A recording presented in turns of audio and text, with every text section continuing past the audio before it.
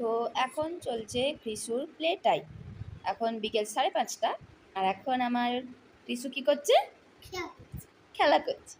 এখন আর play time চলছে, খেলনা নিয়ে ক্লে নিয়ে খেলতে বসছে। খেলা করো, তুমি খেলা করো।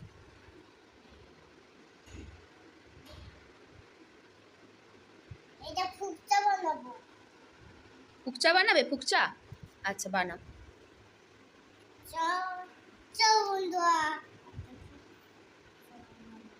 তুমি আমাকে একটা জিলিপি নাহলে একটা ওর মধ্যে ঢুকিও না, ওর মধ্যে ঢোকালে তো আর বার করতে পারবে না বাবা। বেটু, তুমি ওর মধ্যে ঢোকাচ্ছ, ওর মধ্যে ঢোকালে আর বার করতে পারবে? তাই তুমি ওর মধ্যে ঢোকাচ্ছ কেন? তুমি ওর মধ্যে না ঢুকিয়ে খেলা করো। এমনি জিলিপি বানাও, জিলিপি ওর মধ্যে ঢোকাবে। দেখো এর মধ্যে ক্লে ঢুকিয়ে দিয়েছে, এটা বেরোবে তো? ওর মধ্যে আর ক্লে ঢুকিও না, এটা দিয়ে আমি শেখো না, আমি শিখবো। এদিকে দেখো, আমার দিকে দেখো, তুমি আমার দিকে দেখো।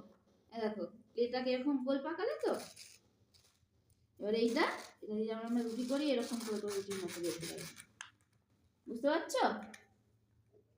দেখছো? তুমি কি দেখছো আমার দিকে? এটা দেখি রুটির মতো করা যায়।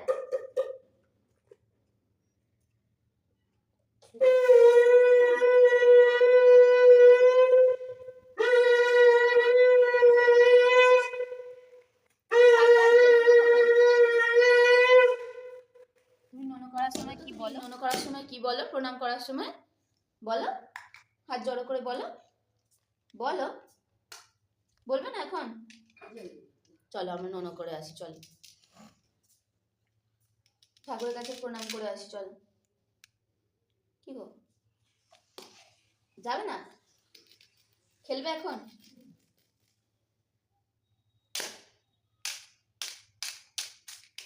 চলো একবার প্রণাম করে আসি, চলো প্রণাম করে আসি, চলো। হ্যাঁ, তারপরে গোবিন্দায়, আরেকবার বলো সুন্দর করে, আমরা শুনতে পাইনি কেউ। আরেকবার বলো কৃষ্ণায়। আর বলবে না?